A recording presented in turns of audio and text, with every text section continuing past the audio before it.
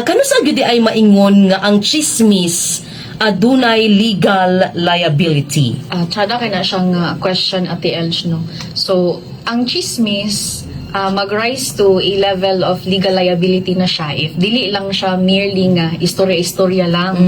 So, if nakaapekto na siya sa reputation sa isa ka tawo, sa iyahang rights, most likely sa iyang trabaho pod, mauna na siya nga naanay legal liability.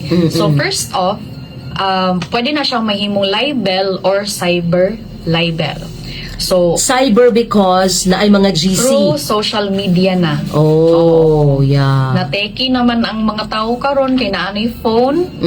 So dadto na True. nagmarites o nagmaritos. Yeah. So ang chismis Mura na ka-distract ko sa maritos. mo na ilang chika ay paglalaki daw. Really? Maritos, yes. Okay, sige. Naanay gender, o Yeah, diba? oo. Yes. Lagi kay marites babae ra man good yun. Unfair pud kayo. Daghan pud ba lalaki nga chismoso. Uy, mas Murag dagan ano ka. maguro. True. Agree. Uy, by the way, ingon pa si Ma'am Lourdes Dayaw, idemanda na para matagam. Oh. Agoy. Maabot sa Zaira mga May. part, ma'am. Dihata mo abot Zaira May.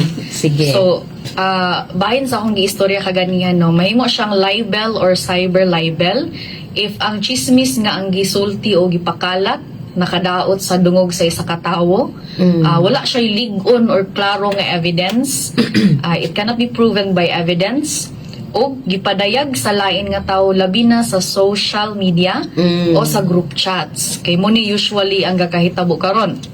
So, under sa atong Revised Penal Code of the Philippines and Cybercrime Prevention Act of 2012, dili kinahanglan nga gi-post siya publicly. Okay. So, even if ang group chat, naalang siya 3 o 4, 5, pwede na gid na siya.